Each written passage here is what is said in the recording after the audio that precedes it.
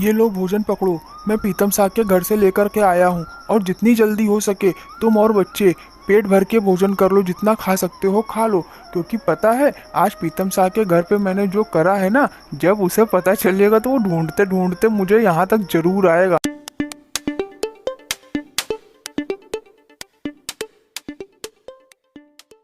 पीतम शाह नाम का एक बहुत धनी व्यक्ति था, लेकिन था वो बड़ा कंजूस। दोपहर का समय था और उस दिन बहुत तेज धूप हो रही थी।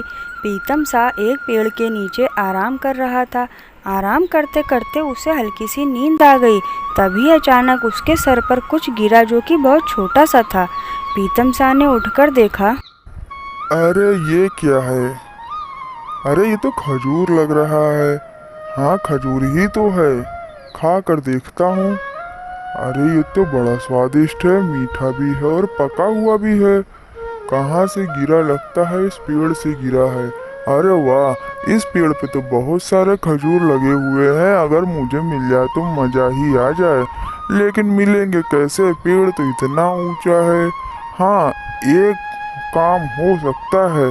अगर मैं किसी से कहकर खजूर तुड़वा लूं तो मुझे मिल सकते हैं। लेकिन किसी से कहूँगा तो बदले में मुझे पैसे देने पड़ेंगे, और पैसे खर्च करूं मैं वो भी, ये तो हो ही नहीं सकता है। क्यों ना खुद ही चढ़कर देखता हूँ। पेड़ तो वैसे काफी ऊंचा है, लेकिन धीरे धीरे तो चढ़ ही जाऊंगा। चलो मैं खुद ही चढ़ने की कोशिश करता हूँ। और फिर पीतम शाह धीरे धीरे करके उस पेड़ पर चढ़ने की कोशिश करने लगता है। हे राम, इस पेड़ पर चढ़ते चढ़ते तो मेरे पैरों में दर्द होने लगा, जैसे कांटे लगे हों इस पेड़ में। कितना खुरदरा पेड़ है। मेरे पैर के पंजे छिल गए, मुझे चोट आ गई। अरे मैं तो गिरा गिरा। हाँ, बच गया। इसी तरह वह गिरता संभलता ऊपर तक पहुंच गया। भगवान की दया से मैं सही सलामत ऊपर तक पहुंच गया। अब मैं खजूर तोड़ लेता हूँ फटाफट। और वह खजूरों को तोड़कर अपनी जेब में रखता जाता है जल्दी जल्दी।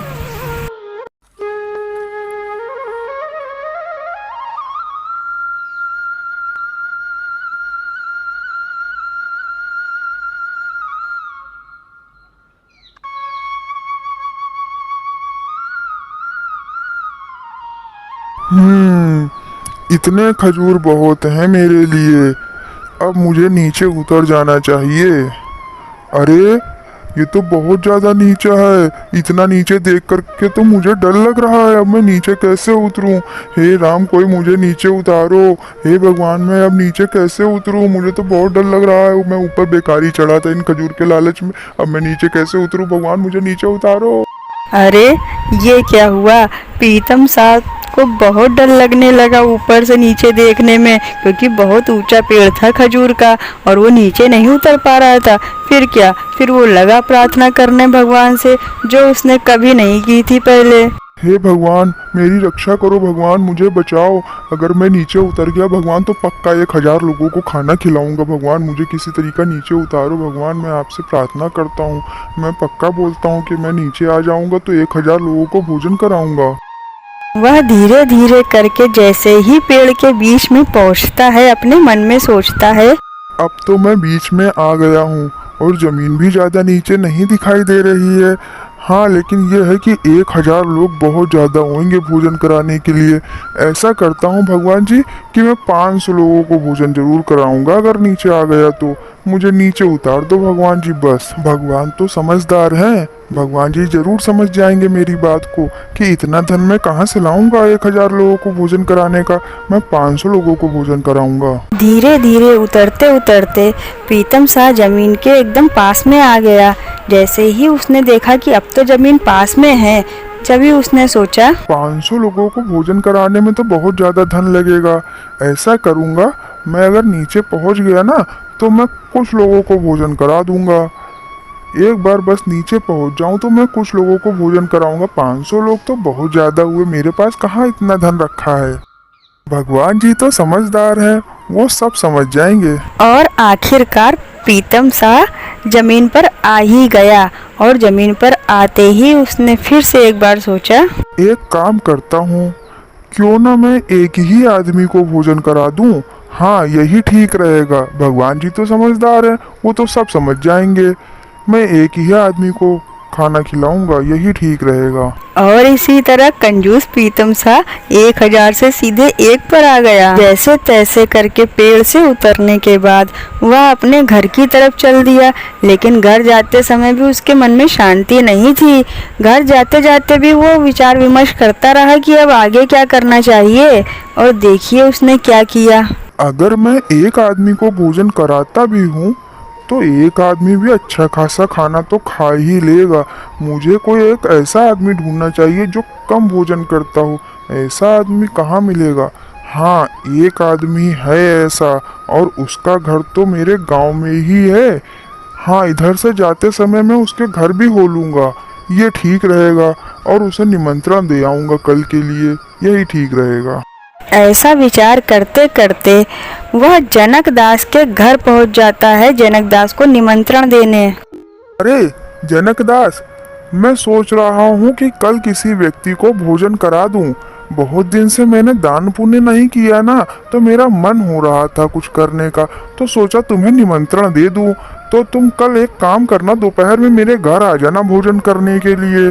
और हाँ, तुम अकेले ही आना, क्योंकि मैंने एक सिर्फ पुरुष का ही सोचा है भोजन कराने का, तो तुम अकेले ही आ जाना। ठीक है, मैं आ जाऊंगा। दोपहर के 12 बजे तक मैं आ जाऊंगा आपके घर भोजन करने के लिए। और फिर प्रीतम सा अपने घर पहुँच कर के अपनी पत्नी से बताता है। अरे यशोदा, मैं जनक दास को कल निमंत्रण देकर आया हूँ भोजन के लिए, तो तुम कल स्वादिष्ट सा भोजन बना लेना। जनक दास को निमंत्रण? उसकी क्या जरूरत थी? अरे कुछ नहीं, बस बहुत दिनों से दान पुण्य नहीं किया था ना, तो सोचा चलो मैं किसी को भोजन करा देता हूँ, बस इसीलिए, और कुछ नहीं। और हाँ, तुम ज्यादा परेशान मत होना, वो वैसे भी बहुत कम खाना खाता है। और मैं खजूर लाया हूँ, थोड़े से ये भी दे देना उसे, क्योंकि उनके पास पैसे नहीं रहते हैं ज्यादा भोजन करने के लिए, इसलिए उसकी आदत है कम खाने की। तो मैंने सोचा क्यों ना जनक दास को ही बुला लिया जाए। और सबसे ज्यादा जरूरी बात यह है, आखिर मुझे पैसे भी तो बचाने हैं अपने। जनक दास बहुत चालाक था। वह तुरंत समझ गया कि मैं कम भोजन करता हूँ, इसीलिए सिर्फ मुझे ही बुलाया है भोजन करने के लिए प्रीतम शाह ने। लेकिन मैं भी इस अमीर आदमी को सबक सिखा करके ही रहूंगा। प्रीतम सा, तुम चाहे जितनी चालाकी कर लो, लेकिन तुम्हें तो कल मैं सबक जरूर सिखाऊंगा। अगले दिन सुबह जनक दास ने देखा कि प्रीतम शाह बाजार जा रहा है। प्रीतम शाह के घर से निकलते ही जनक दास प्रीतम शाह के घर गया। अरे आइए आइए जनक दास जी, कहिए कैसे आना हुआ? अरे बस मैं मंदिर जा रहा था, तो सोचा आपसे मिलता चलूं। वैसे आज दोपहर के भोजन में आप क्या बना रही हैं? अरे जनक दास जी, मैं स्वादिष्ट भोजन ही बनाऊंगी। आप पहले आइए तो सही भोजन करने। अरे हाँ हाँ, क्यों नहीं क्यों नहीं, लेकिन एक बात सुनिए मेरी, आप कम से कम 10 व्यक्तियों का भोजन बनाइएगा। वो क्या है ना, भगवान को तो इतना अच्छा लगता है ना कि आप जितने लोगों को भोजन कराएं, भगवान उतना ही ज़्यादा आप पर प्रसन्न होंगे। इसलिए आप 10 लोगों का खाना बनाइएगा कम से कम। ठीक है जनक दास जी, अगर आप पैसा चाहते हैं तो मैं बना लूंगी, मुझे क्या। बस भगवान जी की कृपा बनी रहे मुझ पर और मेरे परिवार पर। और फिर यशोदा ने 10 लोगों के लिए पर्याप्त भोजन की व्यवस्था कर ली। तभी जनक दास उसके घर पर आते हैं। अरे आइए आइए जनक दास जी, आप ही की प्रतीक्षा कर रही थी मैं तो। आइए, भोजन तैयार है, भोजन ग्रहण कीजिए। वाह, मज़ा आ गई। भोजन तो बहुत ही स्वादिष्ट बनाया है आपने, लेकिन मुझे भोजन के आसपास कहीं मोहरे नहीं दिखाई दे रही हैं। क्या आपको नहीं पता है कि कम से कम 2 मोहरे देना ही चाहिए? इससे भगवान प्रसन्न होते हैं। इसके बिना तो भोजन खिलाना व्यर्थ है। यशोदा अपने मेहमान के साथ में बहस करना या फिर उसे नाराज करना नहीं चाहती थी, इसलिए ही उसने 2 सोने की मोहरे भोजन के समीप ही रख दी। उसके बाद जनक दास ने खूब पेट भर के भोजन किया और यशोदा से कहा, आह, मज़ा आ गया यशोदा जी, भोजन करके तो आपने बड़ा ही स्वादिष्ट भोजन बनाया था। अब ऐसा करिए कि जितना भी बचा हुआ भोजन है वो मुझे दे दीजिए, मैं अपने साथ में घर ले जाऊंगा। थोड़ा सा रुकिए, मैं अभी लेकर आती हूँ। ये लीजिए जनक दास जी, आपका भोजन। अच्छा ठीक है यशोदा बहन, अब मैं चलता हूँ। लेकिन ऐसा नहीं लग रहा आपको कि आप कुछ भूल रही हैं? याद करिए, आप कुछ भूल रही हैं। नहीं जनकदास जी, मुझे तो नहीं याद आ रहा है, आप ही बता दीजिए अब। वो पैसे कहाँ हैं जो आपने मुझे देने को कहे थे यहाँ आने के लिए? आप सच में भगवान को खुश करना चाहती हैं ना? तो फिर मुझे 3 सोने की मोहरें दीजिए यहाँ आने के लिए। यशोदा जानती थी कि उसके ये सब करने से पीतम साहब बहुत नाराज होगा उसके ऊपर, लेकिन दूसरा कोई रास्ता भी तो नहीं था, इसलिए उसे 3 मोहरें देनी ही पड़ी। जनकदास ने भी यशोदा को आशीर्वाद दिया और अपने घर चला गया। घर पहुंचकर वो अपनी पत्नी से बोला, ये लो भोजन पकड़ो, मैं पीतम साग के घर से लेकर के आया हूँ और जितनी जल्दी हो सके तुम और बच्चे पेट भर के भोजन कर लो, जितना खा सकते हो खा लो, क्योंकि पता है आज पीतम साग के घर पे मैंने जो करा है ना, जब उसे पता चलेगा तो वो ढूंढते ढूंढते मुझे यहाँ तक जरूर आएगा, इसलिए तुम लोग जल्दी जल्दी भोजन करके खत्म कर दो। और जनकदास ने अपनी पत्नी को बताया कि जब पीतम साह आएगा तो उसे क्या करना है, और उसके बाद फिर वो सोने चला गया। आज तो मैं उसे छोड़ूंगा नहीं, बस एक बार मिल जाए फिर देखो मैं उसका क्या हाल करता हूँ। थोड़ी ही देर में पीतम साह हाथ में एक डंडा लेकर के जनकदास के घर पहुंचा और उसके पीछे पीछे गांव के कुछ और लोग भी थे। लेकिन ये क्या, जनकदास के घर जैसे ही वो पहुंचा उसने ये क्या देखा, जनकदास की पत्नी बाहर दरवाजे पर बैठे ही बहुत जोर जोर से रो रही थी।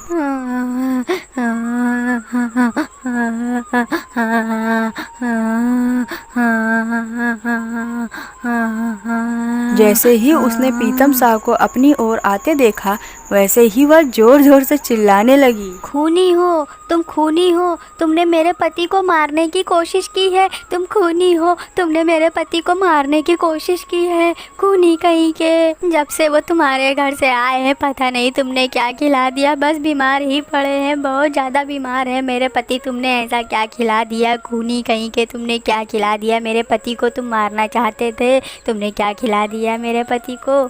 ये सब बातें सुनकर के तो पीतम साह के होश ही उड़ गए। वह बहुत जोर से डर गया और बोला, अरे रुको रुको बहन, पहले तुम रोना बंद करो और किसी अच्छे डॉक्टर को बुलाओ, तुम्हारे पति जरूर ठीक हो जाएंगे अच्छे डॉक्टर के आते ही। तुम रोना बंद करो और अच्छे डॉक्टर को बुलाओ। तुम क्या पागल ही हो क्या? तुम्हें ऐसा लगता है कि हमारे पास इतना धन है जो हम किसी अच्छे डॉक्टर को बुला पाएंगे? कहाँ से बुलाएं अच्छे डॉक्टर को, कहाँ से लाएं इतने पैसे जो हम अच्छे डॉक्टर को बुलाएं? अच्छा सुनो, एक काम करो, तुम तुम्हारे बेटे को मेरे साथ मेरे घर भेज दो, मैं उसके हाथ तुम्हारे लिए 10 सोने की मोहरें भिजवा देता हूँ और तुम उस धन से किसी अच्छे डॉक्टर को बुला करके अपने पति का इलाज करवा लेना। और फिर पीतम साह सारे लोगों के साथ में अपने घर जाता है जनकदास के बेटे को लेकर, और उसके बेटे को 10 सोने की मोहरें देता है। ये लो बेटा, 10 सोने की मोहरें लेकर के अपने घर जाओ और पिताजी का इलाज किसी अच्छे डॉक्टर से करा लेना, ठीक है? मैं ईश्वर से प्रार्थना करता हूँ तुम्हारे पिताजी के लिए, तब तक जाओ बेटा जाओ।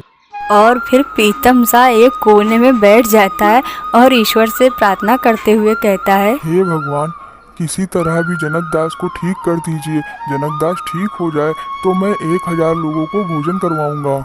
एक बार फिर 1000 लोगों को भोजन कराएगा पीतम साह। तो देखा आपने पीतम साह की कंजूसी और जनकदास की होशियारी, दोनों में कौन ज़्यादा महान है।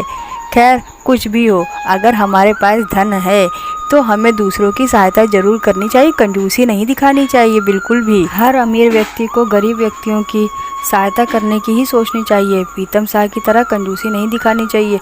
जब आप किसी की सहायता करोगे तो ईश्वर भी आपका भला करेंगे।